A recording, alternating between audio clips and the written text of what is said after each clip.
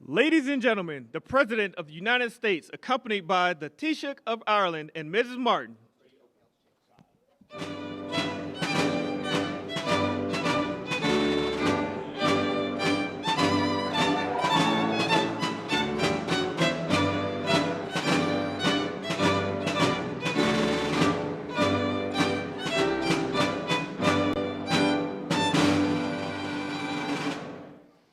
Well, thank you very much. It's a great honor. Great people. A lot of Irish friends right there. A lot of very, very good Irish friends. But thank you all for being here. Even though it's still a few days away, I want to be the first to wish each and every one of you a very happy St. Patrick's Day. It's a big day. And as a lifelong New Yorker, nobody knows the Irish better than me. I know too much about the Irish. So let me begin by saying I really do. I love the Irish. I've had great, great friends over the years, and I love the Irish, special people. And I've been to Ireland many times. I have a lot of property in Ireland, actually, and it does very well, so I like it. If it didn't do well, I wouldn't like it. But I'm always struck by the awesome beauty of the Emerald Isle and the strength and warmth and grit and grace of the Irish people. Very few people can compare. Today we're delighted to welcome Taoiseach Micheál Martin, a very special man doing incredibly well and very popular, and his beautiful wife, Mary. And I want to thank you both for being here, the first official visit to the White House. So thank you very much for being here with us. Thank you. Thank you.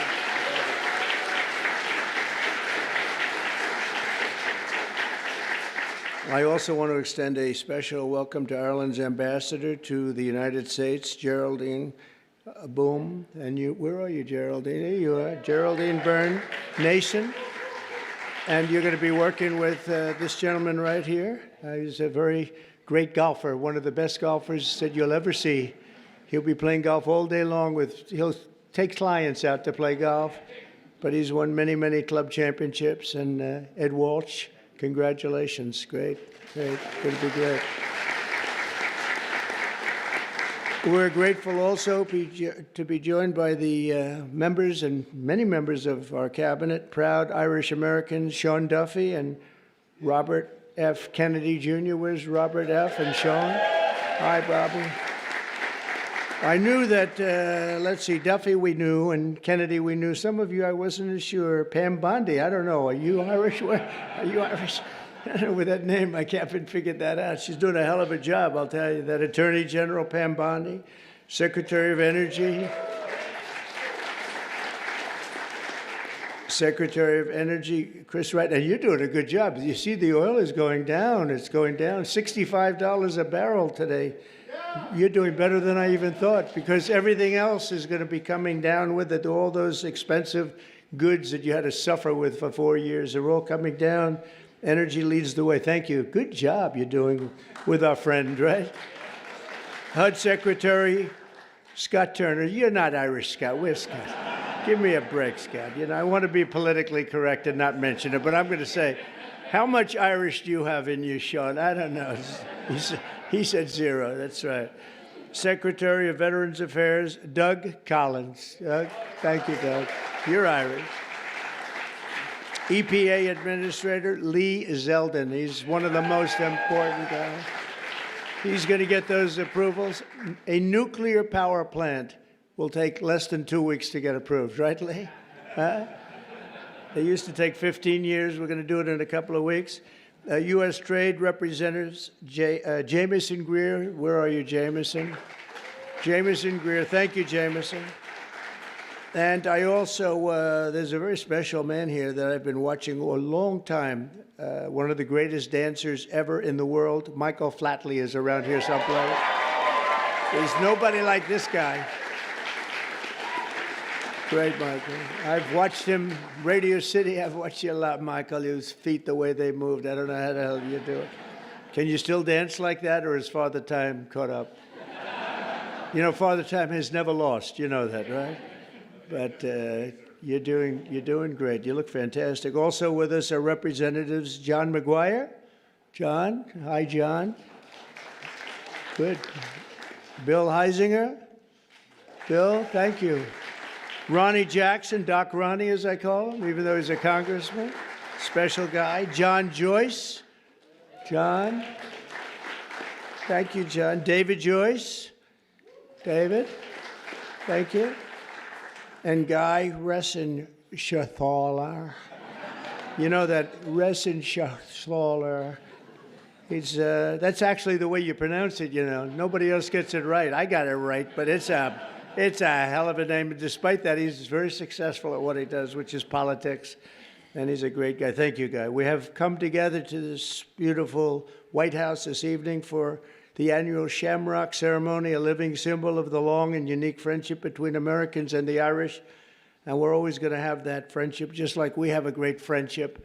We'll always have that very special friendship. This wonderful tradition dates back to 1952, when the first Irish ambassador to the United States sent President Truman a box of shamrocks as a gesture of goodwill. You hear that, Walsh? The first. You're not the first. I don't know what you are. What number are you? Do you have any idea? It's been a long time, right? Let's see. I could figure it out pretty easily. The bond between our nations as the old America itself, and it is as old as our country. So many Irish volunteers risked their lives in the American Revolution, and George Washington described Ireland as, quote, the friend of my country in my country's most friendless day, meaning Ireland stuck with us when we were not doing so well, when it was looking pretty bad. Irish heritage gave us the boldness of Andrew Jackson. I didn't know Andrew Jackson was Irish. The brilliance of F. Scott Fitzgerald, Henry Ford, and Walt Disney, and the leadership of the late, great President Ronald Reagan.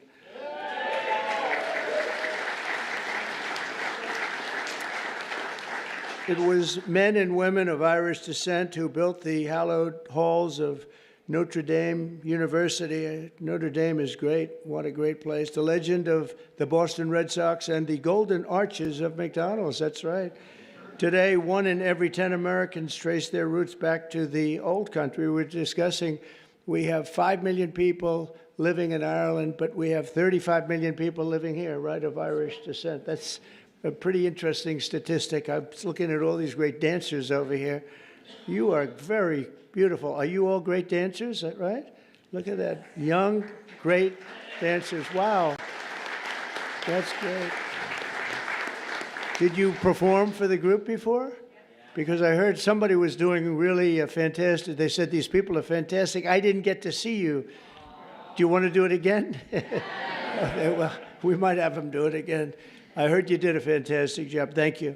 As we celebrate Irish American Heritage Month, we're grateful to be joined by hundreds of these proud patriots right here today. And I know them from personal experience that many of the people that we have here, they're just fierce. They have fierce Irish flame. We call it, you never give up. You never, ever give up. Oh, I even see Don. Hello, Don. You are definitely Irish, Don McGahn. You are definitely an Irishman. There's no question about that. But you never give up. We will never give up ever, right? For the young ones, ever.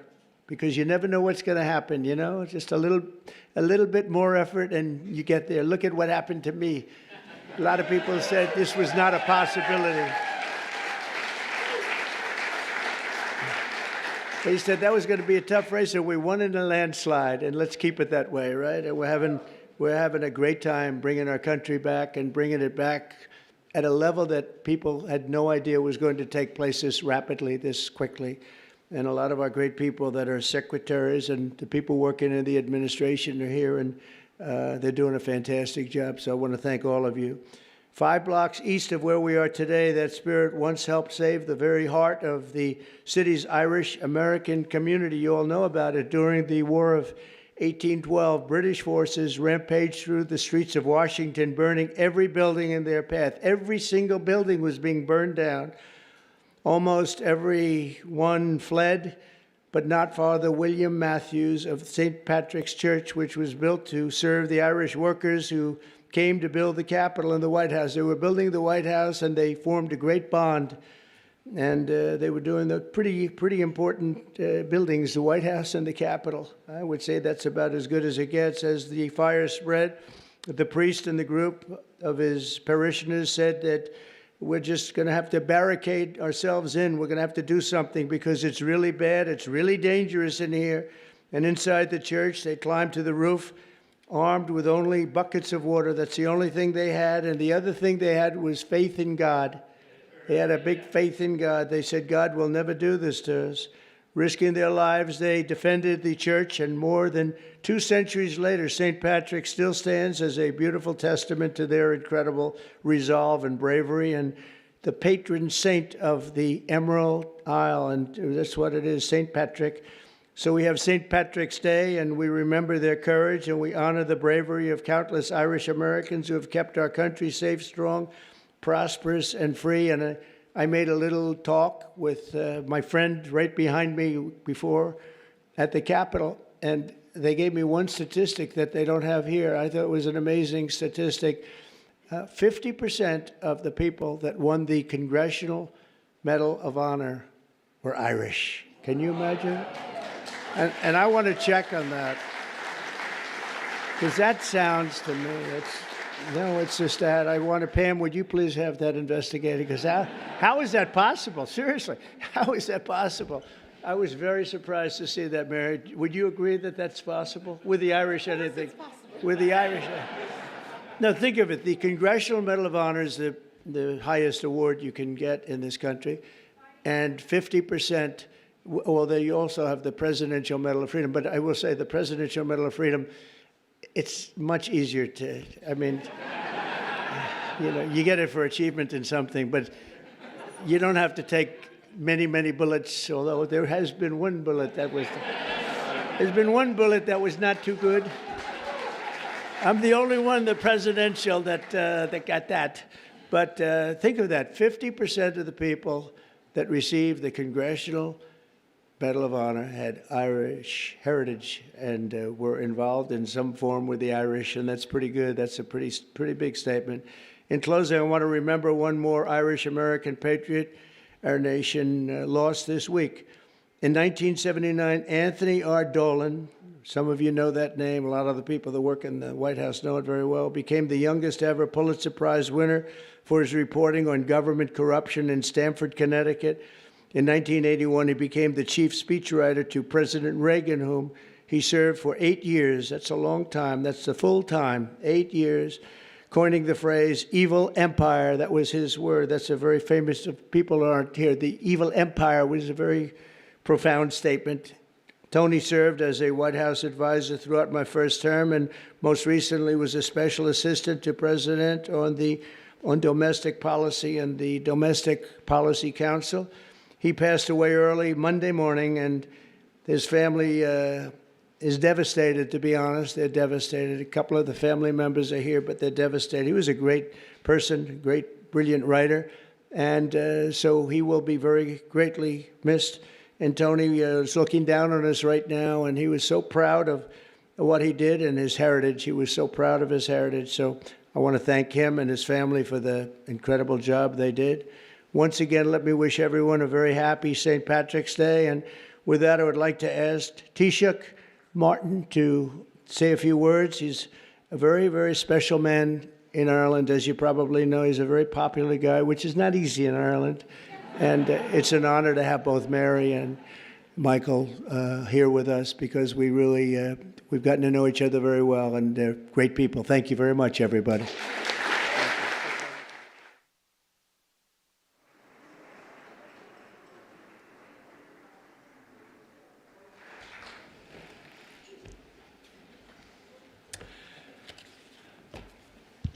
President Trump, distinguished guests, it is a singular honour to represent the people of Ireland as we gather to celebrate St. Patrick's Day. The time-honoured tradition of the Shamrock Bowl ceremony is an important moment to reflect upon the relationship between our two countries. Mr. President, as you said on an earlier St. Patrick's Day, and I quote, "Through trial and triumph, ups and downs, thick and thin, the extraordinary Irish people have stood by America's side, and America will always stand by theirs." Our peoples have stood side by side for a long time. And next year, the United States marks the 250th anniversary of the Declaration of Independence. Of the 56 signatories of that historic document, 3 were born on the island of Ireland, and many others were of Irish descent. Since then, Irish America has been at the heart of shaping this great nation. The ideals of liberty, democracy, and equality of opportunity forged in this country did much to inspire Irish independence. Our histories are interconnected because our people are interconnected. Today, as the President has said, more than 30 million people claim Irish ancestry in the United States. Those who came to America seeking refuge from poverty and hunger at home worked hard. They helped build the railroads that connected this country and the skylines that defined it. Others served their communities and their adopted home as firefighters, teachers, nurses, doctors, policemen, and soldiers. Irish people can now be found in almost every industry and community across the United States. Mr. President, Irish Americans have lived the American dream.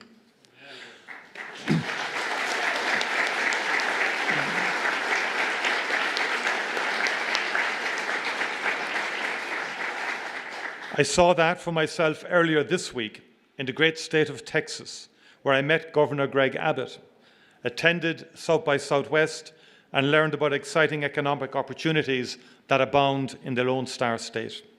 I met with Texan-based companies using Ireland as a gateway into the European market, as well as the Irish companies investing in and buying from Texas. All across the United States, men and women go to work every morning in Irish-owned companies. These companies play a key role in the US economy, operating in every sector, in every state. Some of your great American manufacturing companies count Irish buyers as their top client, with order books worth many billions of dollars supporting the jobs of thousands of fantastic American workers. Ireland is now in the top 10 as a source of foreign direct investment in the United States. Not bad for a small island.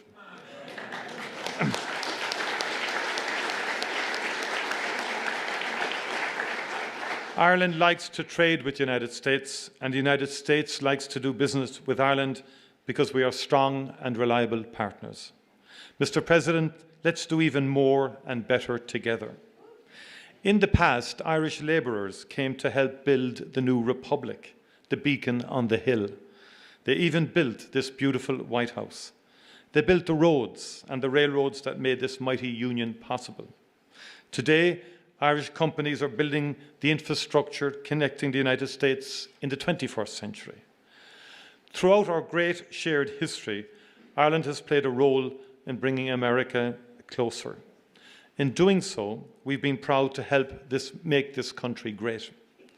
Mr. President, American companies continue to invest in Ireland, where our access to the European market, talented workforce, and consistent and stable business environment makes us one of the best places in the world to do business. And just like our peoples and cultures, our economies are deeply interconnected. Investment in Ireland helps American companies sell their products across the world. Our island is home to a people with an outward perspective, generations of whom have looked to the United States for opportunity and inspiration. We've built prosperity through free and fair trade with partners all over the world, and particularly here in these United States. Let us continue to build on that foundation, bringing ever-growing prosperity to both our great peoples.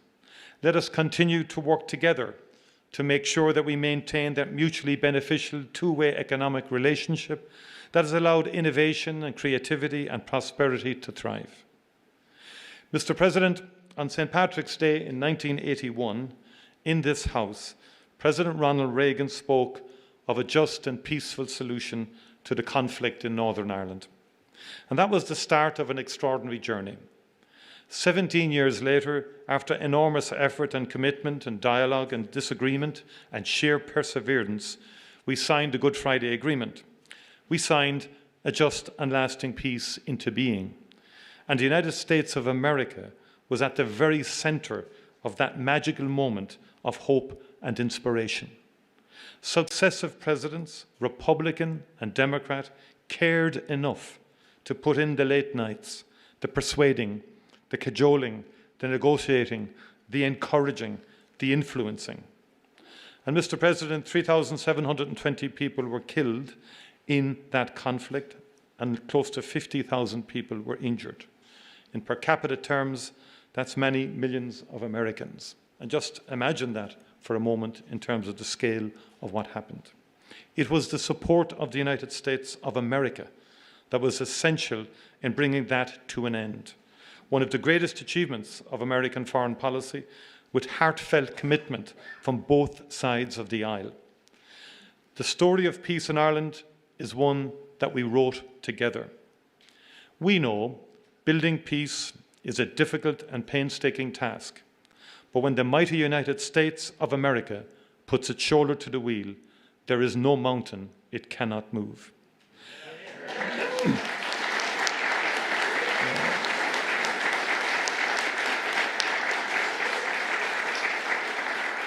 Mr. President, I welcome the unrelenting focus and energy you have brought to the search for peace in Ukraine and in the Middle East since your first days in office.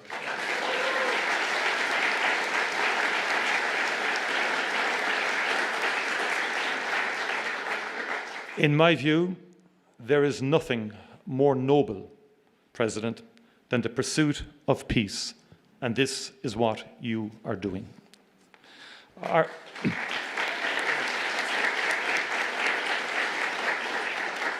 Ireland is ready to work with you and our international partners to end conflict and especially to bring just, lasting and sustainable peace to the people of Ukraine and the people of the Middle East. Conflict and war hurt the most vulnerable.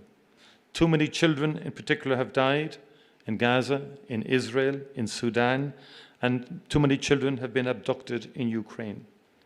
Let us together never cease to strive for peace, prosperity and opportunity for all the world's children. That would be an extraordinary achievement for the transatlantic relationship and an extraordinary legacy for the ages. Mr. President, County Clare is one of the most beautiful places on this earth. And Doonbeg is one of its finest jewels. One of Ireland's finest poets, and we've had a few, as you know, wrote of the beauty of County Clare along the flaggy shore in September or October, when the wind and the light are working off each other. And Heaney wrote of how Ireland can catch the heart off guard and blow it open. I have been to that part of Clare, and I know that that is true.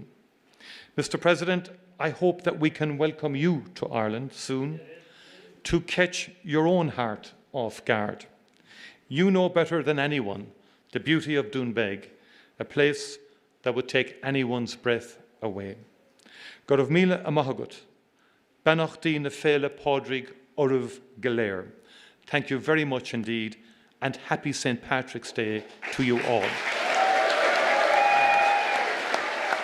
Thank you.